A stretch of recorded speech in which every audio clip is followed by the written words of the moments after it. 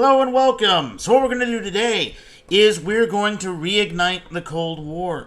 Never mind this period of détente. Never mind this period of proxy wars we've been dealing with. The fact is the world is bored with that, and so what we need to do is once again reignite and start anew the Cold War. Which is why what we're going to talk about is if détente is the thawing of relations, the easing of relations. Now we're going to freeze those relations, and then we're just going to kill them. Because the fact is the Soviet Union and the United States have a damn hard time of coexisting with each other. And one of the things we're going to see is part of the issue is we understand how repressive the Soviets are. I mean, this has been, kind of a core tenet driven into the minds of Americans since the 1940s. How many movies, I married a communist, or, here's what the communists are doing, or this is why, you've got to fear the commies. Why, the McCarthy-esque purges. Are you now or have you ever been a communist? Well, central to all that has been that communism is very stifling, it's very repressing. You don't get to speak your mind, you don't get to say anything, you don't get to do anything. And in the 1970s, one of the best ways to see that was the fact the Soviets were very repressive towards Jews. And so many people in the United States begin saying, well, wait a minute. Why are we going to work with the Soviet Union when they're guilty of so many human rights violations? I mean, isn't this against what we're for? And so we're going to see lots of protests of people trying to say, hey, either free the Jews or let them immigrate or stop the repressions. Do something to help them. And this is part of just a larger picture of the fact that the Soviet state was starting to flounder. It's so large, it's so massive, the government in such full control that it really can't reform itself. And that's actually one of the reasons why the Soviet Union will collapse. We're not there yet, but when we start talking about Mikhail Gorbachev and the concepts of glasnost and perestroika, that's going, when you try to reform the Soviet Union, it is so rotten to the core that it just collapses under its own weight. And the catalyst for that is in the 1970s. And by the way, check out this picture of Leonid Brezhnev. I mean, look at how many medals on his left side. I'm surprised the guy did not walk with something of a tilt. But what we're going to see is what happens is after the Six-Day War with Israel, way back in 1967, it creates this feeling of pride of being, Jewish, this desire to want to emigrate, to become part of Israel. And so what we see is all throughout the world, people begin to start immigrating to Israel. I mean, the United States, Europe, South America, wherever. Well, Jews in Russia were no different. And they want to leave the Soviet Union, but most are denied. And what they would say is, literally in this concept of continuing, the Sputnik, or, remember if we talked about like with Vanguard 1, Kaputnik, Stay Putnik. Well, these are going to be called refuseniks. This idea that, no, you are people that want to emigrate. But if the Soviet Union doesn't let you, then sucks to be you. We're also going to see that for those people that do immigrate, the Soviets have a really nasty, habit. And what they would do is pass what was called a diploma tax. And what a diploma tax would be is, remember, in the Soviet system, okay, you were given a mandatory education, you went to a mandatory vocational school, and what would happen is if you were Jewish and wanted to immigrate, there's, yes, a stereotype that Jews are smarter, more intelligent, so they probably went to university, have a college degree. Well, the diploma tax literally said you had to pay the state for that degree.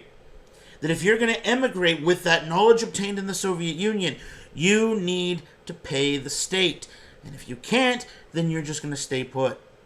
This would be equivalent, okay, for those of you going, here to OSU. How many of you are on the OLAP program? Okay, I know I was when I was your age, where the state of Oklahoma will pay a fairly sizable amount of your tuition. I forget the numbers, but let's just say they spend, over the course of your 4 years, $10,000, right?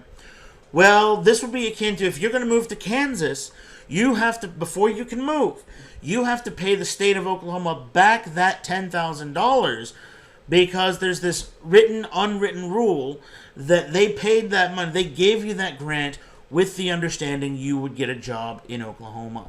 It's exactly what the diploma tax is. It's simply a way to keep Jews from being able to immigrate. So why do they not want them to immigrate? I mean, very clearly the Soviets don't like them. Very clearly the Soviets are repressive. Simple. The Soviets need to keep up the PR campaign. Remember when I talked about civil rights, how they loved to say, well, this is what the United States does to its own black people. What will it do to your black people? The Soviets love this idea of posturing to make themselves seem great and glorious. And so if people get out, if people immigrate from the Soviet Union, especially to Israel, which is seen as an American ally, they might take stories of the Gulag, or how repressive it is, or, why the Soviet system sucks. That is a PR nightmare, and so the Soviets refuse. What's actually happening in the Soviet Union is literally the country is about to hit gridlock. Now, in the 1970s, we have our own problems. We have what's called stagflation, both a stagnant economy and rampant inflation, triggered in part by the 1973 oil embargo, which is itself triggered by the Yom Kippur War and our giving tanks and planes and stuff to Israel. In the case, however, of the Soviet Union, the problem is the Soviets simply don't have the resources to maintain the largest standing army in Europe, the largest nuclear force in the world, maintain, up until, 1972, a moon race program, then a space station program, then all the stuff. They simply don't have the money. Leonid Brezhnev here on the right, continues something begun all the way back under Joseph Stalin, the concept of the 5-year plan. The idea is when you present an economic bill, it's not just for that fiscal year. You say, this is what we want to do for the next 5 years. This is where we want to be at the end of this half decade. But the problem is they don't have the funds to make that happen. The Soviet economy stumbles worse than everybody else. And if we were to take a map and were to look at it, or a chart, not a map, you can see that starting in the 1920s, the Soviets were poorer than everybody else. Okay, by World War II, they've really closed the gap. I mean, bravo to the Soviets. And they're continuing to improve. But as you see, by 1958, Western Europe has the greatest rate of economic increase, and the United States will always stay on top. Western Europe will close the gap. But by 1970, okay, the Soviet economy stagnates. We have stagflation. It sucks, but they're first world problems, in the sense that even though our economy is stagnant, it's still going up. Okay, it's still higher than everybody else's. Western Europe has no sorts of these problems, but the Soviet Union cannot stand. Which is why, if you look, it's not unlike, let's see, if you look by about 1991, okay, it's not that far above 1991 when the Soviet Union collapses, not that far above where it had been in 1972. Like, literally, the Soviet economy plateaus, and they simply cannot compete. If you look at industry, the growth is stuck at about 1960s levels, which you can see just that rate of increase. It's very slow, it's very slight, so they cannot produce at the same scale as the United States. They can't do as much as the United States. And so what we're going to see is the Brezhnev era is stable, in the sense that, there's no major conflicts. After Prague Spring, we don't really see intervention until 79. We'll talk about that in a bit. We don't see major internal strife. We don't see power vacuums. We don't see the Gulag, which, by 1958 does disappear. We don't see Stalinesque purges. But as much as a SOB as Joseph Stalin was, look at that rate of growth from 28 to 53. I mean, that's stupendous. Khrushchev and his, perceived liberalism, outstanding. But Brezhnev kinda screws up everything. And this is going to be a plateau that the Soviets will never recover from. Because, U.S., we have our dips, we have our economic stuff. You can see this kind of dotted line, 72 to 73. You can see our dip. Okay, that's the 73 oil crisis. But we recover. Okay, stagflation is not permanent. But the Soviet Union never fully recovers. And now, because, as you know, historians cannot do math, my brain is hurting talking about economics, so let's go talk about something that won't give me a migraine. I'm just still remembering, the immortal words of one of my favorite professors ever, Brad Agnew at Northeastern State University, who's now retired. And he was an Army lieutenant in the 50s, and he said, I always wanted to be an astronaut, but astronauts have to do math, so I became a historian instead. Makes sense to me. What we're going to see, though, is with that stability of Brezhnev is much more of a hardliner. Khrushchev wanted something of an easing of relations. I mean, Detente is largely under Brezhnev, but for Khrushchev, he realized, and thanks in part to the Cuban Missile Crisis, that, rampant confrontation can easily lead to nuclear war. So what he wants to do is he wants to try to create a softer image. What is it? Communism with a smile, as it were. Granted, I think that's more what Gorbachev tries, but it's the same kind of thing. Communism with a smile. Bad joke. There's no I in team, but there is a U in Gulag. Okay.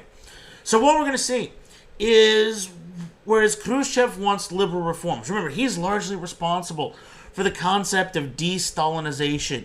So the closing of the Gulag, the ending of, secret trials, the idea of more liberal reforms. Brezhnev, however, wants to put a stop to all of that.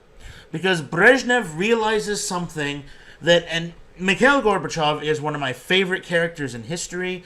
To quote another former professor of mine, he's probably the greatest reformer of the 20th century. I don't know if I'd go that far, but something that Gorbachev failed to realize is the Soviet state is so massive, so bulky, so convoluted that you can't reform it. I mean, you can dress it up, you can put a happy face on it, but you can't fully reform it. And Brezhnev, I think, realized that. And Brezhnev realized that if you keep with liberal reforms, eventually the whole thing's going to come apart. But at a price. In 1966, we're going to get what's called the Sinyavsky-Daniel trial. And what this is, these were two writers, and I can never remember their first names, but what they had done is they wrote fiction books that were somewhat critical of the Soviet government, but they were published overseas. They weren't published in the Soviet Union. And they were arrested, they were put on trial, and, both in what was really kind of unique, did not plead not guilty. They had no problem saying, yeah, we did it. Yeah, we published these books. And they were sentenced to 5 years hard labor in the case of Sinyavsky and 7 in the case of Daniel. And what this meant is this was now a society that, again, to put this in American terms, I'm going to write a book that's critical of Donald Trump, but I'm only going to publish it in the United Kingdom, and for that, I'm going to a gulag. That's exactly what happens. And this isn't a case of, hey, here's the crimes of Leonid Brezhnev. These are fiction books that are allegories, but even then, they are no longer safe. Similarly, we're going to get the case of Alexander Solzhenitsyn. And Solzhenitsyn, what he does is he was a guy who was born in 1918. He actually just died, I think, 2008, who was thrown into a gulag by Stalin. And he was freed as part of the reforms under Khrushchev. And he was, prolific author. He was a writer, because that kind of goes under prolific author. And he was somewhat critical, of the Soviet state. Because for him, people in the Soviet Union like to say that the Gulag was an outgrowth of Stalin. I mean, that's why it ends in 58, because Khrushchev says, no, we're done. But what Solzhenitsyn says is, well, actually, this is endemic with the Soviet system. Yeah, Khrushchev might have ended it, But at any moment, the Soviets can do this because this is part and parcel with how the Soviet Union is, how it must operate, and what it must do. And so for him, what he does is, he says, look, I'm well done critical of the Soviet state. And why I mention him, besides his book, which published in the West in the 1970s, is the first real expose of the Gulag system. I mean, this is something that we know of. We know what's going on, but we don't know how bad it is. But his life shows us the path of the Soviet Union. Stalin, the harsh, repressive dictator, he is jailed. Khrushchev, the somewhat liberal reformer, he will be freed. And under Leonid Brezhnev, he will be forcibly expelled from the Soviet Union, not to return until the 1990s. Once the Soviet Union falls, he will go back. But for 20 years, he is ousted from his homeland. And so what we can see is Brezhnev is, determined to protect the Soviet Union at all costs. And that's going to be a problem when the United States starts saying, well, wait a minute, no, we don't, again, détente with honor, we've got to start doing something with these Soviet human rights violations. Because, quite literally, how the Soviets treat the Jews has become first and foremost, in part because the children of World War II are realizing that, wait a minute, what must it have looked like in the 1930s as the Germans did this? Didn't we learn our lesson from the Holocaust? And so they say, no, we've got to do something. And out of that, we're going to get what's called the Jackson-Vanik Amendment to the U.S. Trade Act of 1974. And what this pretty much said, is, this was a trade act in part with the Soviet Union. But what we say is we're going to deny them most favored nation status because of human rights violations. Specifically, the fact that many who want to immigrate would be refused, and the diploma tax. Now, what the hell is most favored nation status? Again, I'm not even an economic historian. Why are we talking about economics today? Most favored nation status is this. Assume I'm the United States, okay, and I want to export. I want to export iPhones, okay. I'm going to cut a deal where with Great Britain, I will sell you 10 iPhones for $100. So that costs you $10 an iPhone. But I say that to Germany, okay, that if you buy those same 10 iPhones, it will cost you $140. So it's costing you $14 per iPhone. Well, now let's say France comes to me and wants to buy an iPhone. And France says we want most favored nation status. What that means is for that trade deal, if I grant them most favored nation status, I have to give them the best nation or the best trade agreement that I already have with another nation that's my most favored nation. So in this case, because Britain, I'm offering to sell 10 iPhones for $100, I must give that same deal to France. Okay, I don't get to make up my own deal. It's simply whatever the best deal I already have to another nation, I give to whatever nation I grant most favored nation status. And so what we're saying is, in this era of détente, we're actually trading with the Soviet Union. We're not pretending they're a giant black hole. But the problem is, we don't want to cut them good deals. Now we say, if you end the diploma tax, if you ease up on immigration, okay, we will offer most favored nation status. Russia doesn't. Now, one interesting thing as part of this bill is we say the U.S. could make exemptions. So it could be, you might have human rights violations, but we're going to say, but we need to trade with you so bad that we'll go ahead and give you most favored nation status, even though you're not doing what we want. Anybody know who we might do that for? I already told you the answer. Made in China. Literally, that's what that's saying. We're going to use this to pressure the Soviets to let Jews immigrate. But even though we know China is doing all sorts of human rights violations, we're going to grant them exemptions because we want to trade with China. Why do we want to trade with China? Not for cheap deals, not for cheap goods, not yet.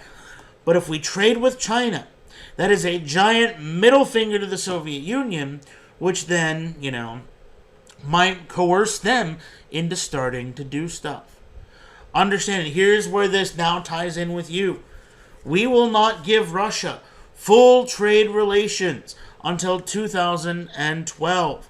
Think about that. That's 5 years before I'm recording this video. 2012. That's when we give full trade relations to Russia. And if I can find out, and you're going to love this. Really?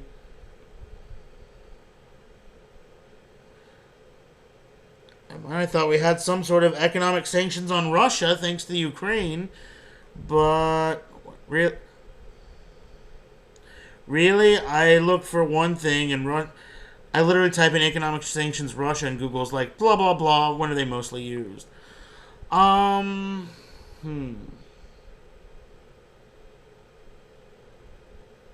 up. There we go.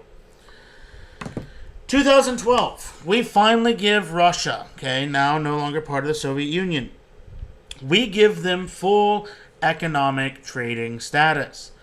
2 years later, 2014, we apply economic sanctions thanks to their invasion of the Crimea. Literally, we don't even make it 2 years before somebody screws it up.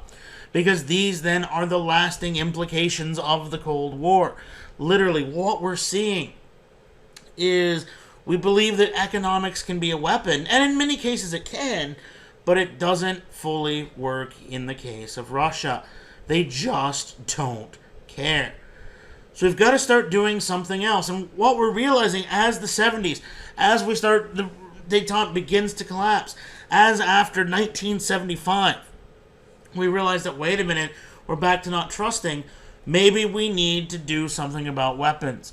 We've got to start making sure that this doesn't trigger a new Cold War.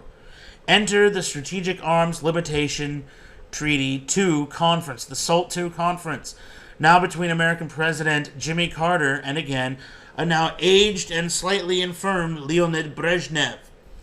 And this treaty should have been fantastic, but it all falls apart. What is the goal? We want a long-term framework to limit nuclear arms. Again, the Soviets have a bigger arms capacity than we do. We both together have enough nuclear weapons to irradiate the entire surface of the planet 17 times. Overkill much? So what we want to do is, we realize we can't give up nuke. We realize that obviously there are some benefits. So what we want to do is let's reduce the numbers. Let's set limits, total number of arms for each country. Let's try to do something to ensure that maybe, just maybe, we don't blow ourselves up. June 18, 1979, we have an agreement. This should have, I won't say ended the Cold War, but this should have been the crowning moment of detente. June 18, 1979. And what we're going to see is, let me pull up the exact date if I can remember. This is June, 6 months later, December 1979.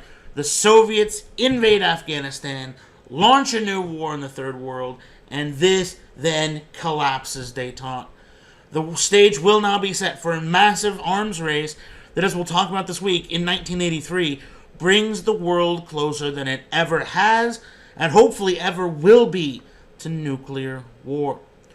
We want to reduce weapons, we want to do stuff, but in the late 70s, the global situation begins to fall apart.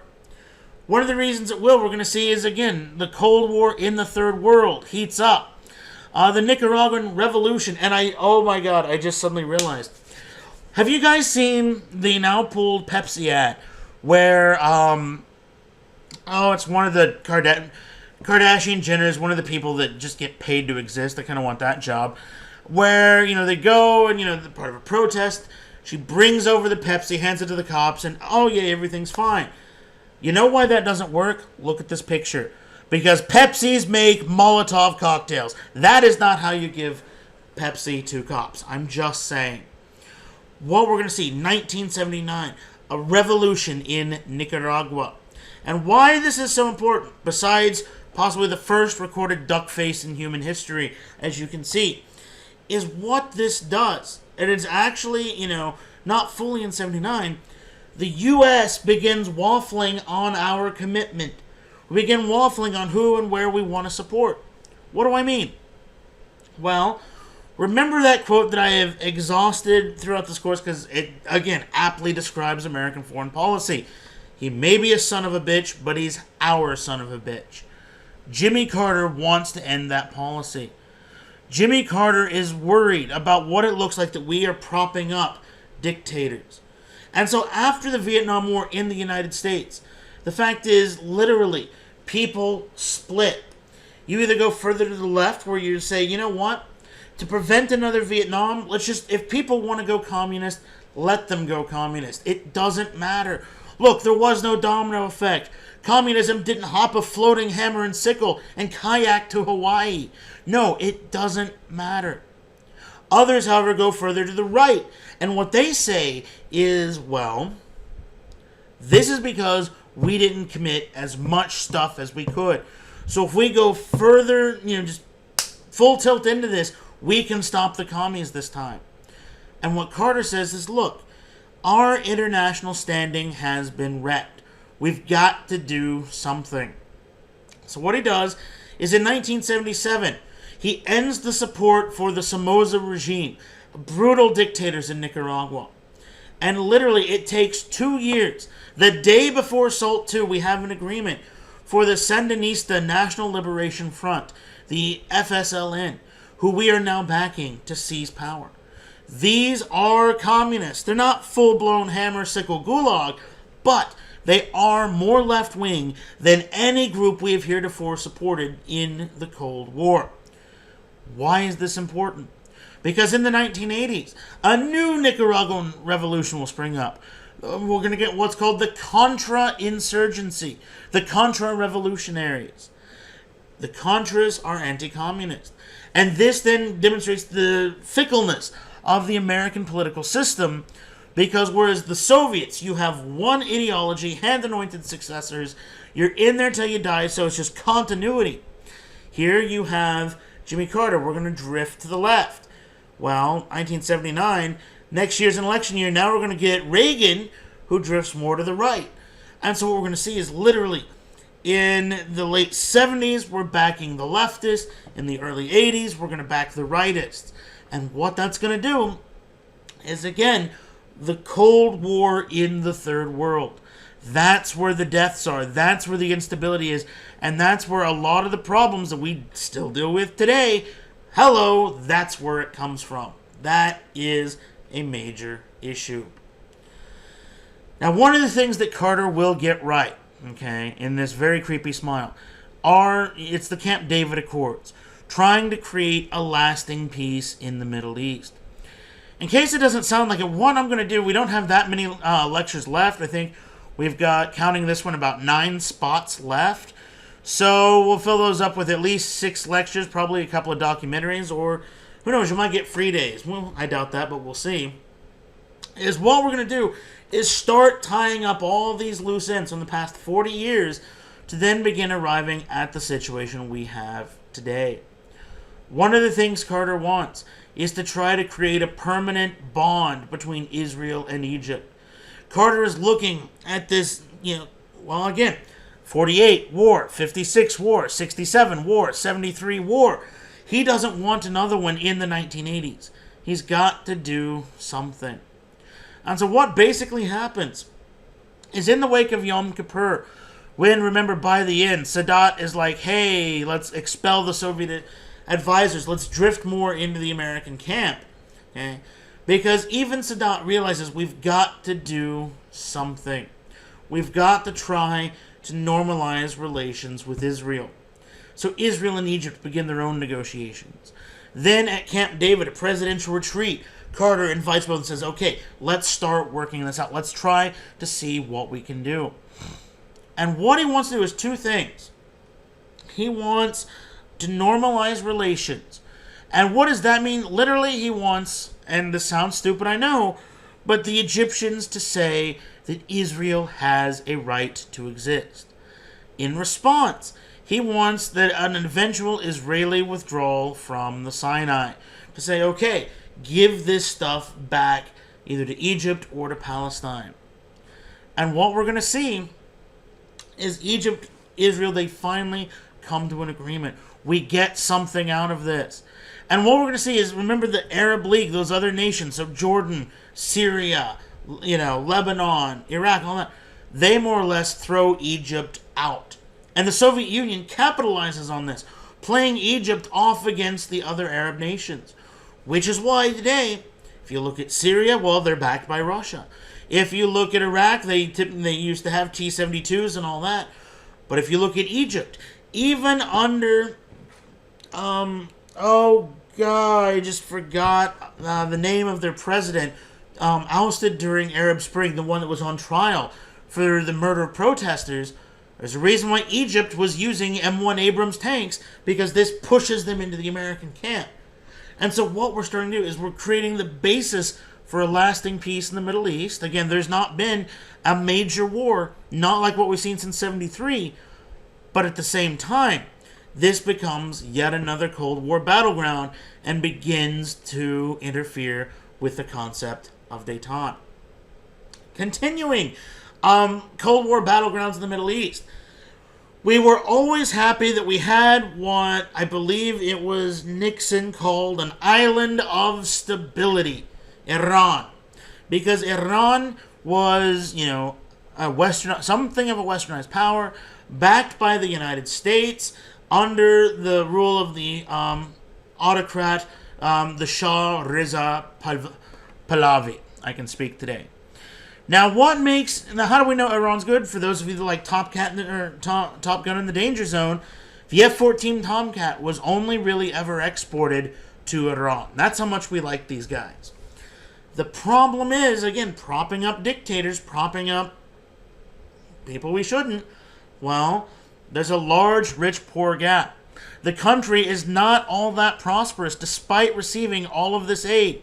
And so what we're going to see is in 1978, the Ayatollah Ruhollah Khomeini, who had been exiled, leads from out of the country a fundamentalist Islamic revolution.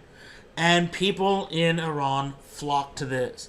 And by 1978, Iran is now an Islamic theocracy. Khomeini comes back to the country. And now what we're going to see is the Shah flees the country. And while he does so, he needs some sort of medical operation. I forget the exact thing. I think it was like for a heart condition. Well, if you needed an expensive, fancy operation, where do you go? You go to the United States. This is the birth of the, Ayatollah saying for the first time that the United States is the great Satan. Because what we're going to see, pardon me, what we're going to see is what's going to happen is the United States, we let him in. This ticks off Iranians. They're now really pissed off at the United States. We become a lightning rod for all of that anti-Western sentiment. And so as Khomeini is appointed leader for life in 1979, we trigger what's called the Iranian hostage crisis. And what this is going to be is in 1979, Iranian students will storm an American embassy.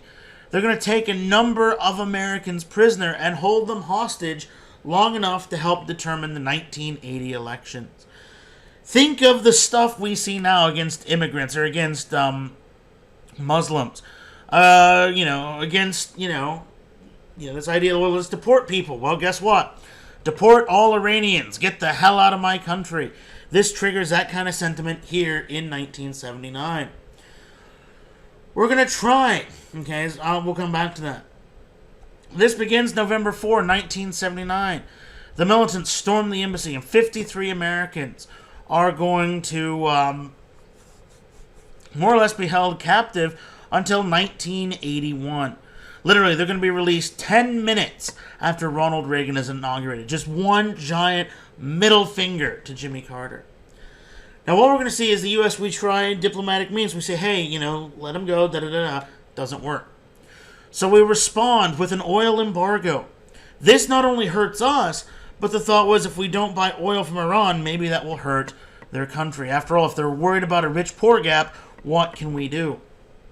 Well, Iran, it doesn't matter at all. April 11, 1980, we try a helicopter rescue mission, and it completely fails. The helicopters crash, and now what this does is show the weakness of the Carter administration. This is one of the reasons he will not be elected. There are numerous others. Part of it's the economy. You'll learn, if you take my U.S. since 45 class, we go into this. Part of it's Carter does what he calls the American malaise speech. We're literally in response to the stagnant economy. He literally says it's your fault, that you need to get up off your ass and you need to do something. And if there's one thing Americans don't like, we don't like to know that we screwed up. So, we'll vote for the other guy. We'll vote for the actor. What could possibly go wrong? And so, what this does, this and other factors, help to swing the election to Reagan. Now, what this means is, Reagan will help win the Cold War, absolutely. But it also shows, for those of us that don't like the idea of foreign powers meddling in our elections, that's exactly what happens in 1980. Because literally, in 1981, 10 minutes, like during Reagan's inaugural speech, hostages released. They never intended to keep them. They never intended to harm them. It was simply to affect the outcome of the election. So hopefully the sense you're getting right now is literally by the 1970s, all of this is starting to crumble. The whole thing is just starting to come apart.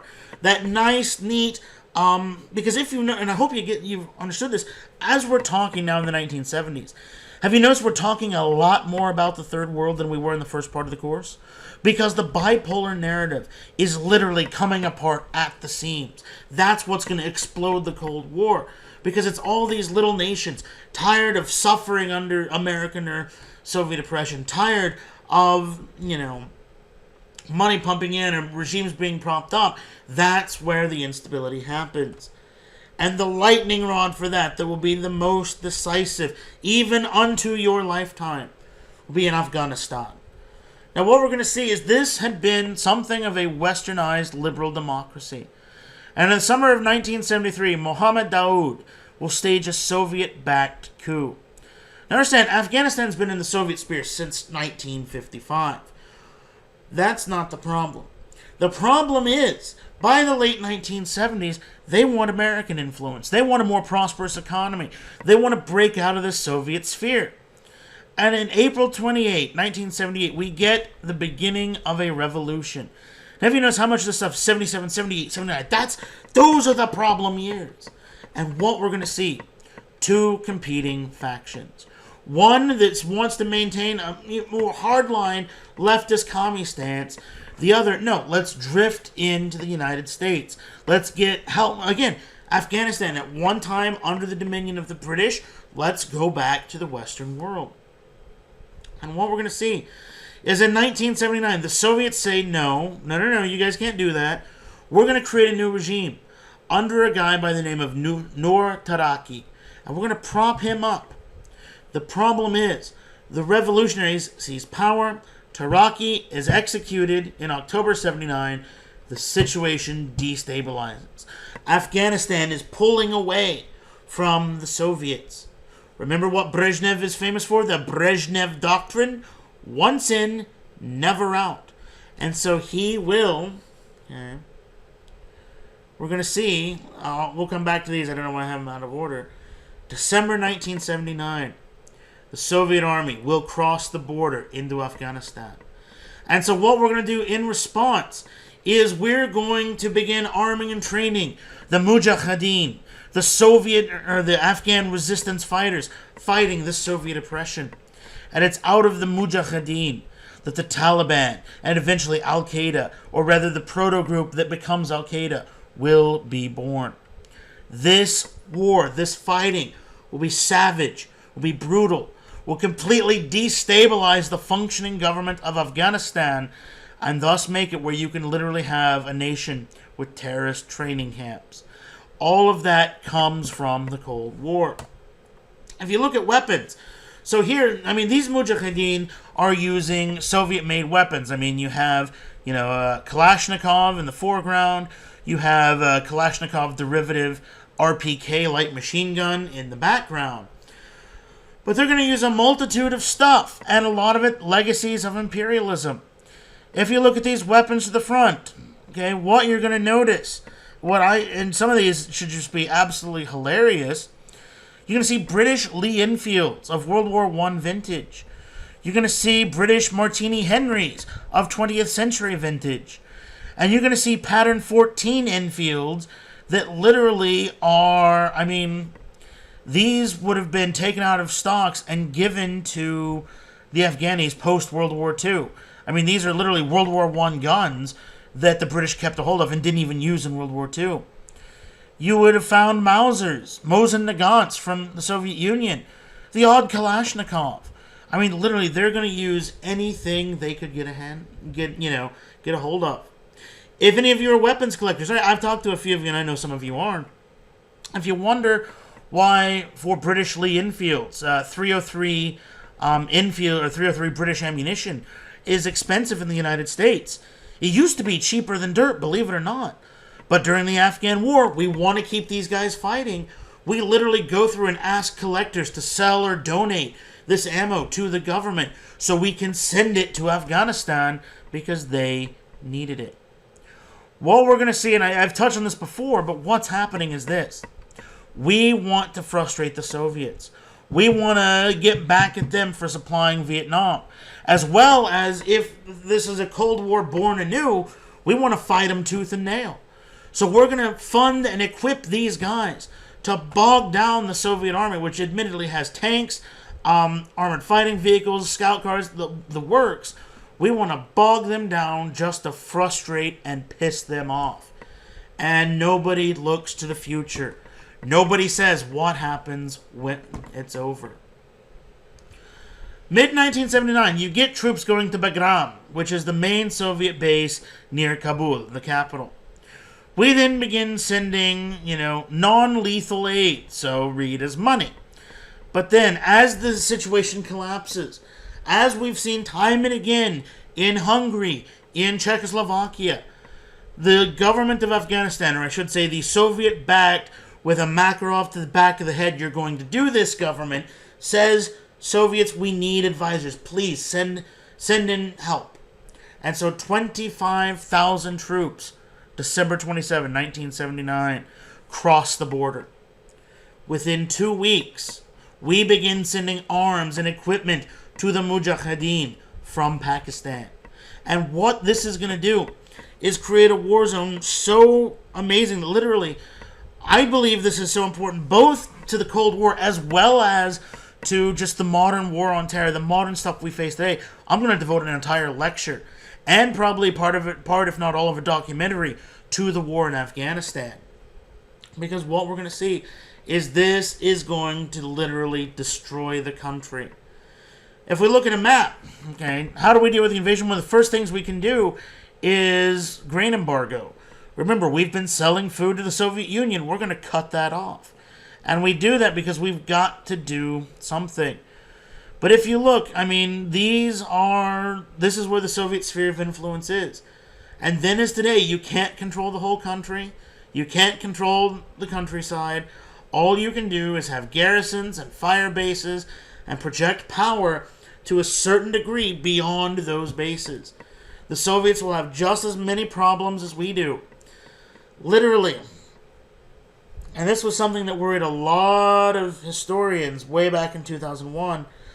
Afghanistan has a history of murdering empires. I mean, that's just what it does. I mean, it helps to stop the British Empire. Clearly, the Russians stop here. And look at us. It's been, 16 years, and we're still, again, what was it, last week, dropping a mother of all bombs, This is where empires go to die. So how are we going to combat this? Well, we don't fully want a Cold War yet. I mean, Jimmy Carter is loath to start something new. In 1975, we agreed we're going to sell millions of tons of grain to the Soviet Union. And what Carter says in 1980 is anything above 8 million tons we're going to embargo. We'll give you enough so your people don't starve. but we're not going to, we're not going to help your country. We're not going to let you stockpile. And the thing is, the Soviets had already imported more than they needed. This was not going to matter anything. What actually happens, as with all embargoes, I mean, come on, we can go all the way back to, 1807, and the embargo against Great Britain prior to the War of 1812. It only hurts the United States. We suck at embargoes. We do. Because we're always like, I'm going to hurt my pocketbook. That'll show you a lesson. It's exactly what happens. Farmers had been used to selling some 25 million tons of grain every year. Well, that's 17 million tons we're not selling. That's $2.6 billion worth of food. Oops. Soviets, we don't care. But for Carter, this is a disaster. And again, something else that contributes to his not getting elected. Why does Carter do this? Because Carter doesn't want a reignition of the Cold War. He knows what that will mean. Because at some point, as well it does, it's got to come to a head where literally there's a chance of a nuclear confrontation. And he is doing everything he can to prevent that. So the grain embargo doesn't work. What are we going to do then? We're going to embargo the Olympics. Literally. The 1980 Olympics were supposed to be held in Moscow. Again, this is detente. This is planned years in advance. This would have shown that, hey, if the United States can compete in Moscow, maybe the Cold War is not as bad as what we thought. And Carter says, no, we're not going to do that. So the Soviets, now free of any American meddling, literally have the most communist opening ceremony you could think of. Glory to the Soviet Union. Now, here's why I think this was stupid. I like Rocky. Send American, I about said astronauts, but I mean, I guess you could do that. I bet Buzz Aldrin could kick some ass. Actually, fun story about Buzz Aldrin. 5-10 years ago, he was doing something, and a heckler accosted him and said, Mr. Aldrin, why are you lying? We never went to the moon. It was all a hoax. Why do you keep lying to the American people? Aldrin just hauled off and punched the guy, laid him out on the ground. So yeah, I bet to send Buzz Aldrin to this. Not astronauts, but athletes. Send our best athletes.